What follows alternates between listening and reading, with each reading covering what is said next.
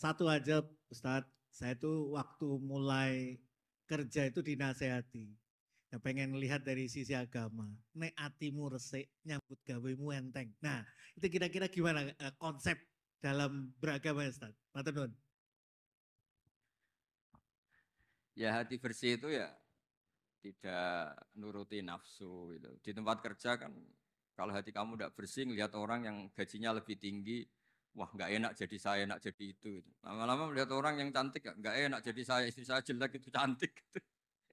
Hati nggak bersih itu semua masalah jadi masalah, yang nggak masalah saja jadi masalah. Ketika hati bersih Anda pakai mobil merek apa saja, tahunnya mungkin tahun yang sudah sepuh aja, bisa syukur. Tapi ketika hati nggak bersih itu tidak ada syukurnya kan. Jadi makanya kata orang-orang tua itu seneng orang itu karek kue. Maksudnya seneng tidak itu terserah kamu. Karena yang ngelola hati kita ya kita. Makanya teman saya haji itu kalau cerita itu lucu. Pagi-pagi Pak Wimbo itu ada istri bikinkan teh suaminya. Terus kata teman saya, oh itu istri orang itu baik. Bikin teh untuk suaminya. Terus kata istrinya dia, gimana tukeran?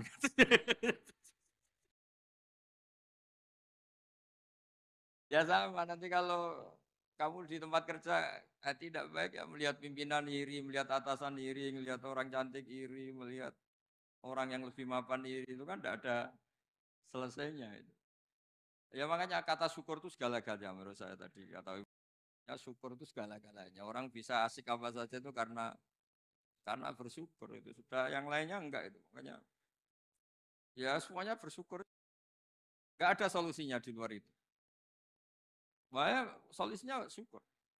Coba misalnya kita orang Indonesia melihat Amerika atau Swiss atau mana saja, apa ada siap jadi orang Swiss? Di sana dianggap imigran, sudah gitu dianggap pendatang, eksistensi kita mendingan jadi orang Indonesia karuan warga negara kita daripada ngeluh membanding-bandingkan dengan negara lain, mendingan bersyukur jadi warga apa?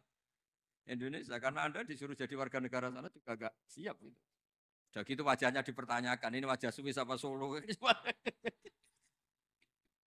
Kan malah jadi panjang. Gitu. Masih ngurus warga negara macam-macam. Sementara kita di Indonesia langsung jadi penduduk sah. Semuanya kata kuncinya itu syukur tadi. Hati resik itu ya maknanya syukur. Saya kira. Assalamualaikum warahmatullahi wabarakatuh. Nahmaduka ya ghafuru ya syakuru wa salli wa sallim wa barik ala sayyidina maulana Muhammadin wa ala alihi wa sahbihi asma'in nama ba'du. Semua Dewan Komisioner UJK yang saya hormati, wabil khusus Bapak Ketua, Bapak Ketua Dewan Komisioner OJK, Bapak Wimbo Santoso, Pak Wakil, Ibu Wakil Ketua, Ibu Nur Haida, dan semua anggota, Kepala Regional Jawa Tengah, Bapak Aman Santosa, tidak lupa teman kami, Gus kami, Kiai Haji Tas Yasin, semua teman-teman yang ikuti virtual, salam kebangsaan, salam semua. Ini diminta ngaji ya Pak, merawat persaudaraan kebangsaan. Saya sering punya tamu mulai polisi, mulai pejabat, ya mulai yang Islam sampai non-Muslim. Saya sering cerita bahwa hal-hal yang jadi fitrah manusia itu ya keinginan dasar manusia itu ya senang damai, senang bersaudara. Karena hal itu fitrah itu desain awal manusia itu suka damai. Jadi kalau untuk konflik itu butuh pemicu, tapi kalau untuk damai itu tidak butuh pemicu. Sehingga orang di mana-mana bisa rileks ya, rileks di terminal, rileks di jalan, rileks di warung-warung kopi, rileks di kedai-kedai. Nah, konflik itu ya dimulai dari pemicu, entah rebutan pacar, entah rebutan harta, entah rebutan jabatan. Sehingga karena ada rebutan-rebutan itu terus ada pemicu, nah itu yang melahirkan konflik. Nah harus dicamkan, ditanamkan bahwa kepentingan berbangsa ini di atas ya, di atas kepentingan kita, di atas nafsu kita, di atas keserakahan kita, sehingga kita mudah damai. Itu rumusnya kiai-kiai ya. Saat tentu di sini pakai solusi yang ala kiai ya, karena tentu mereka ingin mendengar versi kiai. Kalau versi polisi mungkin ya tegakkan hukum. Kalau versi bank atau OJK ya kalau apa nasabah nakal ya jangan dikasih kredit lagi. Kalau versi mertua ya kalau mantu nakal ya dipulangkan, anaknya ditarik kembali. Jadi versi itu banyak ya. Kalau versi imigrasi ya mungkin dicabut paspornya gitu. Kalau versi kiai itu melihat dunia ini sederhana. Banyak orang-orang tasawuf, saya ini cerita tasawuf, cerita yang ringan-ringan saja. Orang tasawuf itu kalau makan, itu satu piring ternyata kenyang. Gitu. Minum satu gelas ya sudah puas. Ya. Terus dia cerita, ngapain saya butuh uang banyak, uang satu piring ya sudah cukup. Gitu. Kalau tidur gitu ya, tidur di satu kamar ya tidur, bangun ya sudah puas. Oh, artinya Anda punya kamar 100 ya tidurnya tetap di satu kamar. Jangan mentang-mentang punya kamar 100 dibagi 5 menitan itu. Karena eman kalau kamar yang lain nganggur gitu. Artinya kalau punya kamar satu cukup, ngapain ingin punya kamar banyak. Jadi sebetulnya kalau kita punya rumah banyak itu nambah kebingungan karena yang sana yang rumah siapa, yang sana siapa. Ya kalau dianggap prestasi, kalau dianggap tambah bingung karena mau tidur saja di rumah mana ya, di kamar mana ya. Kalau miskin kan enak, sudah itu aja, gak ada banyak pilihan. Artinya dengan cara seperti itu sebetulnya merajut kebangsaan tuh lebih mudah karena awal dari segala perpecahan, segala konflik itu mau menang sendiri. Sehingga dulu cerita-cerita orang sufi, kalau dengar itu tetangga kamu tidak cocok, partai sebelah tidak cocok, terus ormas sebelah tidak cocok, itu jawabannya lucu. Sebetulnya saya sebagai manusia kalau ada orang tidak cocok itu tersiksa, tapi bagus lah. Kalau tidak cocok itu tidak utang saya, tidak pinjam uang saya, tidak pinjam mobil saya. Sehingga jadi gampang gitu. Artinya jadi gampang itu ya orang yang baik sama kamu ya baik karena Anda punya mitra, punya teman. Yang sedang nggak seneng kamu juga baik. Di mana-mana orang pinjam uang itu gara-gara seneng, gara-gara cocok. Jadi tidak cocok ya ada berkahnya sendiri. Jadi dengan cara pandang seperti itu hidup itu rileks. Nah, itu kalau teman-teman yang utang itu pasti temennya itu. Ada musuh kamu utang kamu. Jadi musuh ya punya berkah sendiri. Tapi jangan musuh yang sampai nikah, menembak itu nggak berperadaban. Suatu saat Imam Syafi'i itu pernah didatangi orang itu, ketemu beliau cium tangan, hormat. Setelah di luar ternyata orang itu mencaci maki. Coro Jawa ngerasani tadi, kata Pak Wimbo karena orang Solo itu ngerasani. Ketika Imam Syafi'i dilaporin orang itu di depan Anda menghormati, kalau di luar itu ngerasani itu, menghina, ngata-ngatain. Jawabnya Imam Syafi'i lucu. Alhamdulillah berarti saya wibawa katanya. Di depan saya tidak berani. Dijawab enteng saja, enggak dijawab serius. Berarti saya wibawa. Di depan saya buktinya enggak berani. Nah Islam itu ngajari itu semua. Ngajarin ketika kita disenengin orang banyak itu ya poin atau aset. Karena kita harus kerjasama atau sama-sama kerja dengan banyak pihak. Tapi kalau ada orang lain yang sedang tidak seneng atau tidak cocok, itu juga ada berkahnya sendiri karena dia bisa mandiri. Itu kalau mantu-mantu itu tidak tukaran sama mertuanya, itu tidak mandiri-mandiri. Disuruh mertuanya mangan ramangan kumpul, yuk tambah suwe tambah goblok gitu, tambah lama tambah goblok. Gitu. Baru gara-gara terlalu cocok kan. Kalau agak-agak tukaran, agak-agak konflik itu malah cepat mandiri. Sehingga merajut kebangsaan itu ya harus dipikir secara luas. Ada teman-teman yang mungkin nggak mau pulang kampung, maunya tetap di Belanda, di Amerika. Tapi ternyata niatnya menfasilitasi kalau ada mahasiswa yang ke sana, ada yang dijujuk gitu. Ada yang dijujuk, sehingga bangsa ini bisa menimba ilmu di berbagai negara. Termasuk dulu di Mekah itu ada namanya Syekh Mukhtar. Itu semua dulu nggak ada hotel, semua orang haji pasti numpang dalamnya atau rumahnya Syekh Mukhtar. Beliau nggak pulang karena jagani semua yang haji di Indonesia biar gampang. Artinya jangan kira teman-teman yang sedang di Mekah atau di Medina atau di Eropa atau di Amerika terus anti kebangsaan, enggak juga.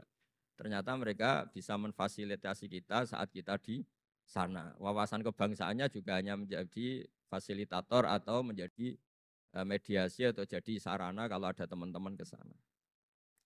Begitu juga para wali. Ini cerita, mungkin cerita yang enggak ada di OJK, cerita wali Pak Wimbo. Wali itu kalau disuruh mikir kredit, disuruh mikir cara bantu orang miskin itu ya enggak pati bakat gitu. Tapi komunikasinya langsung sama yang punya. Jadi alam raya ini dengan segala variannya itu milik Allah Subhanahu wa taala. Jadi kalau Anda ingin merubah lakonnya wayang, itu enggak usah ngerayu Gadot Koco disuruh jadi Semar atau disuruh jadi Bagong, itu susah. Mereka enggak mau. Pasti mempertahankan karakter masing-masing. Itu ngerayu dalangnya saja, ini lakonnya diganti gitu. Nah wali itu gitu, kalau merubah Indonesia itu ya komunikasinya sama Allah. Karena yang mengendalikan alam raya ini Allah Subhanahu wa ta'ala. Kita tidak bisa mengendalikan pikiran orang.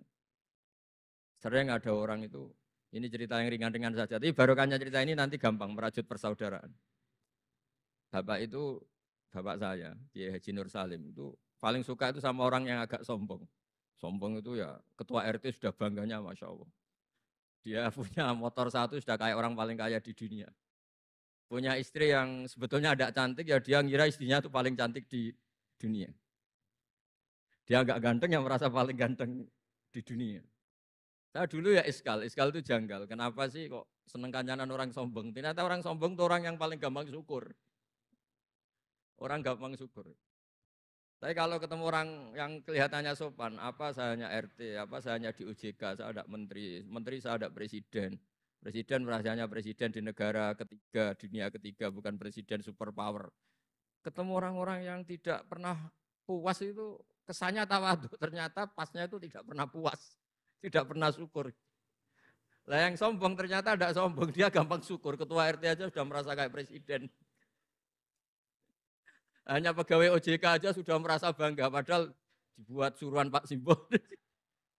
Tapi senengnya, ini nggak disuruh seragam, sudah seragam semua. Saking senengnya. Iya, bangga banget ya, bangga banget. Itu, jadi sama, sebetulnya kita jadi warga Indonesia, berKTP Indonesia sudah harus seneng. Tidak gampang, orang punya negara itu tidak. Coba orang-orang yang sekarang di Amerika di mana-mana itu orang Indonesia itu ya kangen rumah. Itu untuk kangen ke sini itu harus berbiaya 100 juta untuk pulang. Kita tidak usah kangen sudah di Indonesia, itu sudah luar biasa. Nah, sama-sama kerja atau saling memberi kontribusi. Saya sering punya analogi ya. Saya sering diskusi sama banyak rektor di Indonesia. Bagus mana kerja sistem modern sama sistem kiai. Kata saya ya semuanya punya plus minus. Tapi kalau saya kiai ya milih bagus kerjanya kiai. Gitu. Kalau kiai itu ngajarkan orang yang mampu nolong yang lemah. Ya sudah itu aja acaranya. Kapan saja Anda mampu, berkesempatan mampu ya wajib menolong. Tapi kalau sistem modern itu ada jobnya. Sehingga gara-gara ada jobnya, suatu saat mungkin kalau ada orang tenggelam, wah saya ada SAR, saya ada tim SAR gak perlu menolong. Gitu. Kalau ada orang miskin, saya ada pegawai bank gak perlu ngasih kredit. Itu bahaya untuk bangsa ini. Sehingga dibutuhkan kerja-kerja yang ala kiai saja. Kalau ada kecelakaan di jalan, meskipun Anda tidak satlantas, ya ditolong Anda yang menangi, yang tahu. Kalau ada yang miskin, tetangga kamu Anda mampu, ya tolong saja. Tidak usah nunggu diajukan proposal, didaftarkan miskin resmi, sampai ada plakatnya, terus baru dibantu. Itu selak mati. Nah, selak kelaparan. Nah, pendidikan agama juga gitu. Misalnya semester ini mengkaji tentang sholat, misalnya di UIN atau di IAIN. Mengkaji tentang haji. Kalau di kiai enggak, Anda mau haji tinggal tanya kiai. Tapi kalau ada kuliah, nunggu semester itu, nunggu dosen itu baru tahu bab haji. Nah kalau pertolongan itu nunggu polisi, nunggu OJK itu prosedur dulu, kadang ditanya sertifikatnya macam-macam. Nah di sini pentingnya kerja. Jadi kalau lembaga resmi ini untuk hal-hal yang besar, yang tidak mendesak, yang mengikat. Tapi harus ada sistem sosial yang on time, yang setiap saat bisa diakses. Yaitu kebaikan masif, kebaikan yang semua orang itu merasa harus menjaga. Jadi yang menjaga kestabilan Indonesia itu semua orang, bukan polisi, bukan tentara, bukan siapa saja, termasuk departemen-departemen resmi, kepolisian, termasuk semuanya. Dengan merasa seperti itu, saling tergantung. Dan yang lebih cepat ya sistem sosial tadi. Sehingga kalau sistem sosial itu ada kiai, atau ada tokoh agama lain, atau ada yang dituakan, itu relatif stabil, karena coro Jawa nak tukaran itu sungkan, kalau terlalu konflik itu sungkan. Nah sehingga dulu Ada cerita ini cerita ada seorang perempuan itu ketemu Nabi itu di jalan. Itu cara etika orang kita lah, apalagi orang Solo, orang Jogja itu kan ada etis. Ketemu di jalan dicegat. Ya Rasulullah, saya ini punya bapak sudah tua. Dan kalau Anda haji seperti ini pasti ingin bapak saya itu ikut. Tapi beliau sudah tua sehingga tidak bisa ikut. Ini gimana, saya harus menghajikan beliau apa enggak? Sama Nabi saat itu dijawab. Kalau bapak kamu punya utang, kamu yang bayar cukup enggak? Ya cukup ya Rasulullah. Ya sudah, seperti itu. Artinya cukup Anda hajikan. Kemudian oleh Imam Bukhari itu dibabkan lucu. Babnya itu unik. Bab boleh tanya tokoh di jalan. Jadi tidak tentang hajinya, tapi tokoh itu harus siap menjawab pertanyaan meskipun sedang di jalan. Tidak usah nunggu sowan di rumah atau antri inden daftar tamu. Nah, itu jadi pelajaran bagi kita. Jadi kebaikan itu kita wajibkan dulu ke siapapun yang mampu dan berkesempatan. Sehingga kalau kita misalnya ketemu orang tenggelam, meskipun kita tidak pegawai SAR atau tidak yang bertugas di pantai itu, ya kalau Anda mampu, ya selamatkan. Kalau ada kebutuhan tertentu masyarakat, misalnya sakit, Anda berkemampuan minjemin mobil untuk diantar ke rumah sakit, ya kewajiban Anda. Bukan nunggu dinas resmi yang mengambil. Jadi kebaikan yang diwajibkan ke dinas resmi, ya monggo, kita loyal, kita dukung, kita support. Tapi kewajiban yang diwajibkan atas nama agama bagi yang mampu itu tidak boleh hilang. Karena ini yang langsung bersentuhan dengan masyarakat. Coba kemarin pas COVID misalnya, banyak teman-teman saudara kita yang pulang kampung. Ketika lembaga resmi belum ngurus itu, yang ngurus ya keluarga, anak famili, mereka pulang, mangan ramangan kumpul. Ya ada, alhamdulillah ya ada yang kelaparan. Kenapa tidak ada yang kelaparan? Karena sistem sosial itu jalan. Orang kok medit atau kikir sama tetangga, sama keluarga itu pasti diadili masyarakat. Dan masyarakat sepakat urusan makan itu sepele. Sehingga mereka pulang ya ikut Pak D-nya, Pak Leknya, ikut Mbahnya. Itu semuanya bisa makan. Bisa ngopi-ngopi, bisa rokok-rokok. Ya tetap santai aja normal. Bahkan banyak yang nganggur itu seneng. Barokahnya nganggur yang ngutangi tidak nagih. Kalau tidak. Jadi ya dianggap ringan saja hal-hal seperti itu. Khawatir saya kalau saya baca kitab di karangan seorang ulama besar, Al-Hayatul Ulya, otoritas besar dalam satu sistem negara, itu harus diakui sebagai bagian dari kebaikan masif. Jadi kebaikan masif yang nggak boleh hilang adalah kebaikan yang nggak punya otoritas, karena ini jumlahnya lebih besar.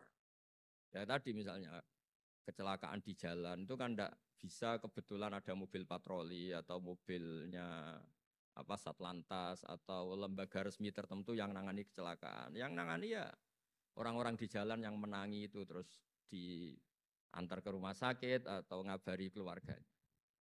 Sehingga kata Nabi, kullukum ra'in wa kullukum mas'ulun an ra'iyati. Semua kita ini menjaga kedamaian, menjaga kemajmuan, semua kita jaga sistem sosial, semua kita menjaga kebaikan. Nah dari semua itu dibikinlah di era modern lembaga-lembaga formal.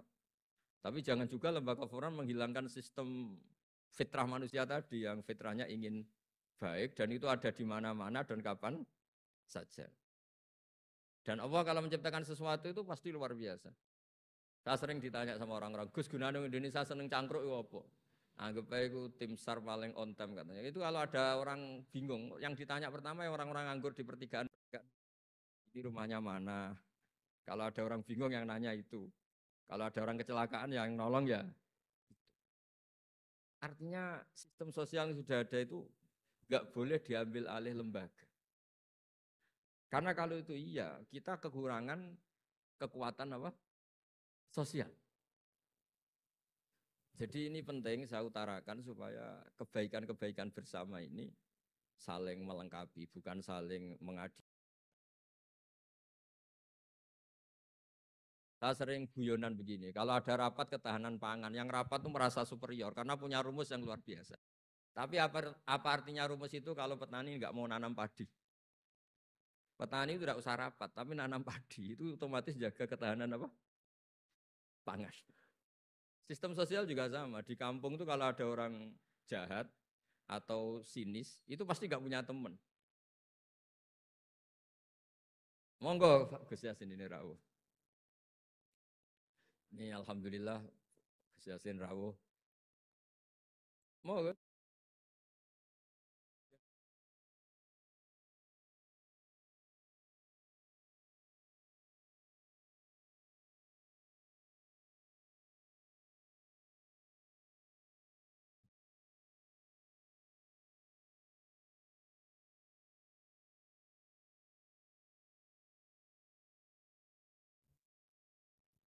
Ya, saya teruskan supaya kenapa saya nyampaikan ini supaya energi sosial kita untuk menjaga kemajmukan, menjaga toleransi itu lebih masif. Di beberapa daerah itu ya banyak masjid jejer gereja di Tuban, di Jakarta. Dan ketika buktinya nggak ada apa-apa, yaitu simbol perdamaian. Di beberapa daerah ya banyak orang Islam, bosnya itu non-Muslim. Atau sebaliknya non-Muslim, bosnya Muslim. Atasan juga banyak begitu, atasannya Muslim. Itu kan contoh sosial yang sudah masif. Justru karena didiskusikan, diseminarkan itu menjadi kayak kita baru mulai. Nah itu malah aneh. Jadi selama ini kan ya sudah begitu kan, banyak orang Islam di mana-mana.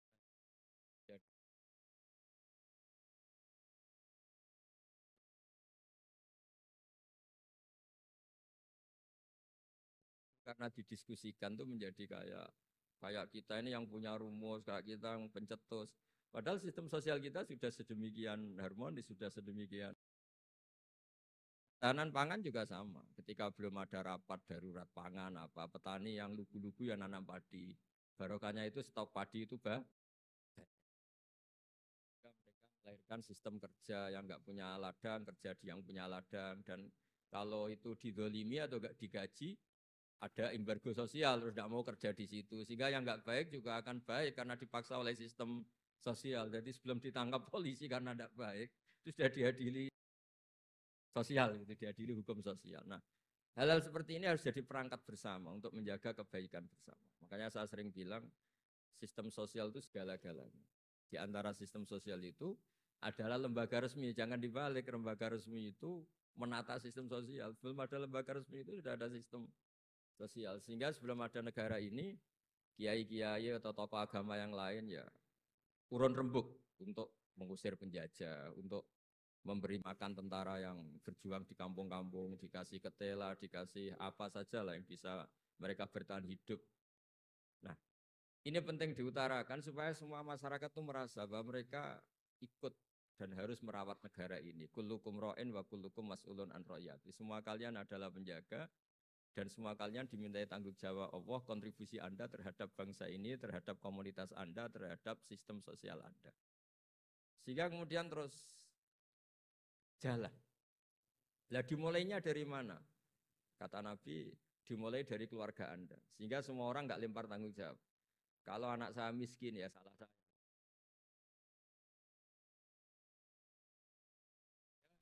Jangan karena ada sistem modern, setiap ada yang miskin menyalahkan. Setiap ada apa nyalakan menteri terkait. Itu hukum seperti itu bikinan kita. Yang yang hukum Allah permanen itu ya setiap anak kita terlantar salah kita. Nah, barokahnya merasa salah itu tidak mudah menyalahkan orang lain, termasuk tidak menyalahkan instansi tertentu atau departemen tertentu. Ini penting supaya orang itu evaluasi, merasa salah. Barokahnya merasa salah itu orang tidak menyalahkan orang lain. Jadi,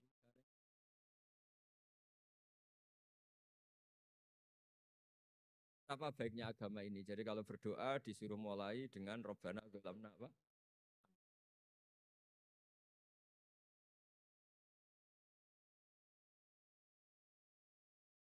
Nah, kalau guyon sering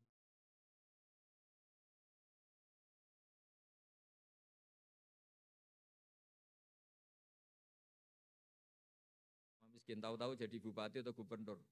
Terus itu tarif utang kamu ya dinaikkan. Dulu zaman sama-sama miskin paling pinjam uang hanya 10.000. Gara-gara jadi bupati atau gubernur BI misalnya atau ketua OJK. Utangnya dinaikkan bukan sesuai Anda tapi sesuai jabatan teman kamu. Masa punya teman gubernur kita utang 100, ya utang modal 100 juta. Dan kalau nggak ngutangin, wah katanya teman deket ternyata nggak mau dipinjemin. Jadi punya kultur menyalahkan orang lain. Dia SDM-nya hanya ketua RT gara-gara punya teman gubernur atau presiden atau apa.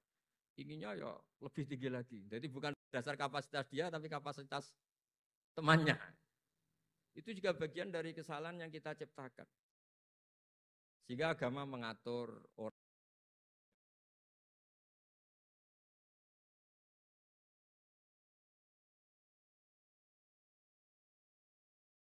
Anak kita terlantar, bilang di Pak D Sugih ya ora nyafaati, punya Pak D kaya juga tidak memberi syafaat, punya teman kaya tidak beri. Jadi tidak menyalahkan dirinya, tapi menyalahkan teman atau keluarganya yang kaya. Itu juga awal bencana kemajmukan. Jadi kebanyakan nuntut. Makanya Nabi berkali-kali ngendikan ketika kamu di zaman akhir wa alika bi khosayati nafsik wada angka amrol amah. Kalau sudah ada badai, badai apa saja, badai ekonomi, badai sosial, atau badai apa saja. Urusi diri kamu sendiri itu bukan Nabi menanamkan egois itu enggak, justru menanamkan kebersamaan. Barokahnya orang itu sibuk ngurus keluarganya sendiri itu enggak kepikiran nyalakan orang lain. Jadi orang kadang salah tafsir itu justru seakan-akan kita diajarin untuk egois itu enggak. Berkahnya ngurus diri sendiri, ketika kita sudah terurus tidak membebani sama orang lain, dan berkahnya ngurus diri sendiri juga tidak gampang mengkomplain orang lain karena kita merasa punya kewajiban sendiri. Tapi kalau kita ini terlalu modern,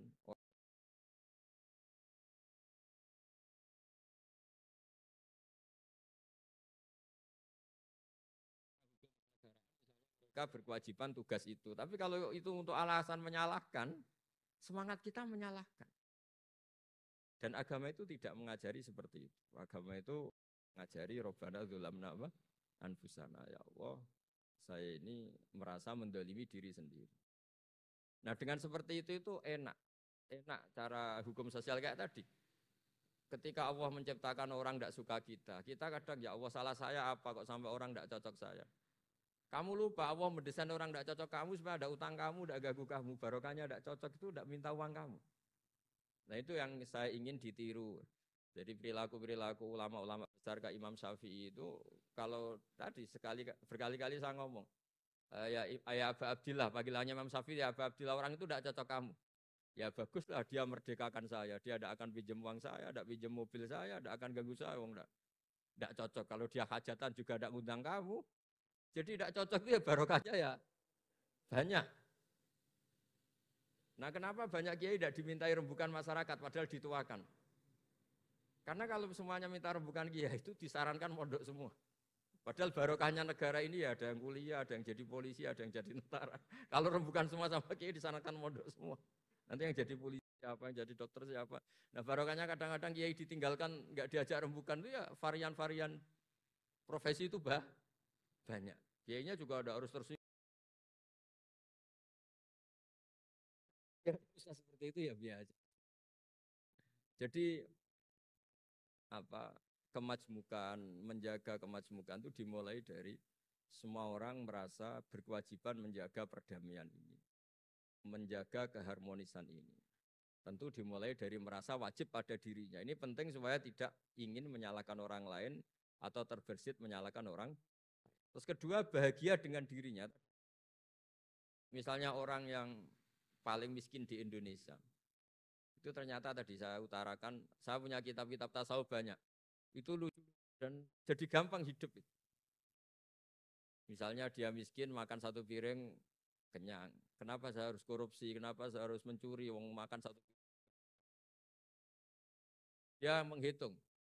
Orang sampai kaya raya, itu makannya sampai meninggal, misalnya 60 tahun, jumlahnya sama orang miskin ternyata jumlah yang dimakan yang sama, jumlah yang diminum ya sama. Terus ada pertanyaan, saya pernah digugat juga pas dalam satu acara. Tapi kalau orang kaya ingin apa saja kan kesampean Gus, ingin beli mobil kesampean, ingin beli pesawat kesampean. Saya tanya, ya orang kaya inginnya tidak seperti itu, misalnya sampean. Tetap aja ada yang enggak kesampean.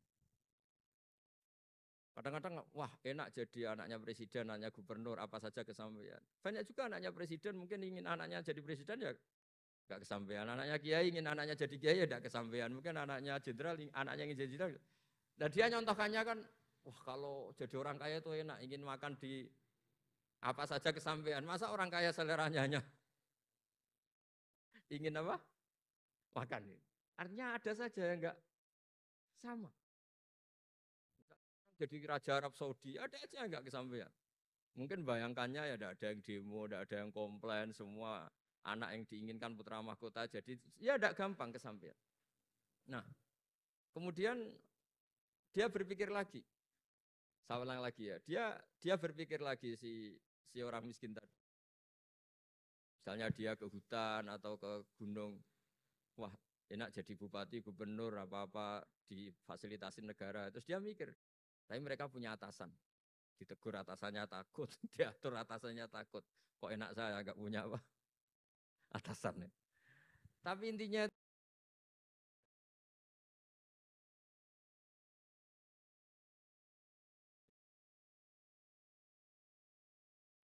ketua OJK atau gubernur atau wakil gubernur atau kiai.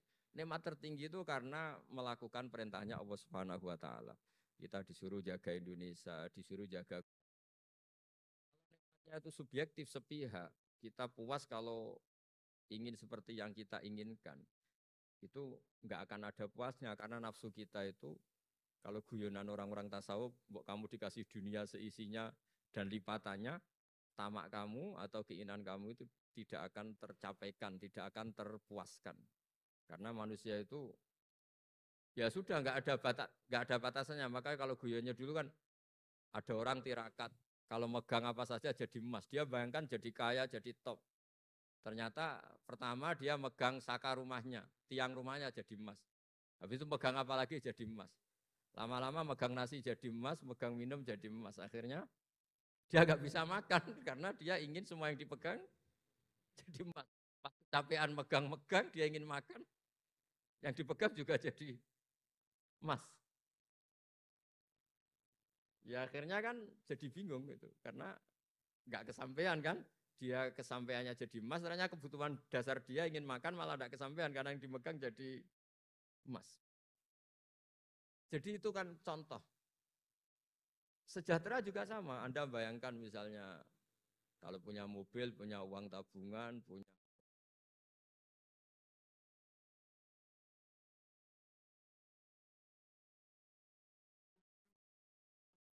dengan banyak bergantung. Dengan tidak banyak bergantung itu ilmiah mana? Misalnya gini, saya ini bahagia cukup dengan makan satu piring. Anda bahagia nunggu punya Alphard, punya uang 1 miliar.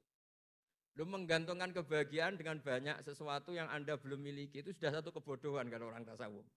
Cek, cek repot ya, tapi bahagia we kok kakean syarat gitu. Makanya saya sering bilang kalau saya berkali-kali cerita ada orang perempuan datang ke saya, Gus saya ingin kaya. Dan orangnya itu jelek. Saya bilang, kalau kaya yang repot kamu. Kenapa Gus? Setelah suami kamu kaya, sekarang suami kamu kan miskin. Pertama yang dievaluasi apa? Ganti rumah, ganti mobil. Lama-lama ganti Anda, kata saya. Karena setelah rumahnya bagus, mobilnya bagus, yang dievaluasi pasti Anda, kata. Wah, kalau gitu miskin aja Gus. Iya kan? Sudah rumah bagus, mobil bagus, ternyata istrinya. Nanti kalau suami kamu kaya, yang dievaluasi tidak hanya mobil dan tapi nah, ini ya guyon, tapi supaya kita ini bahagia dengan diri kita apa? Sendiri. Jadi saya mohon semohon-mohonnya semua yang mendengar ngaji ini bahwa agama ini mengajarkan wa'alika bi khossati nafsik. Urus diri kamu sendiri itu bukan mengajari egois, itu bukan. Kalau semua kewajiban orang merasa bertanggung jawab, paling tidak bawaannya itu tidak nyalakan orang lain. Dan negara juga agak repot-repot karena semua orang dicukupi oleh orang tuanya, oleh keluarganya. Sehingga negara ini sifatnya hanya membantu, bukan ngurus yang pokok. Tangan negara tidak cukup untuk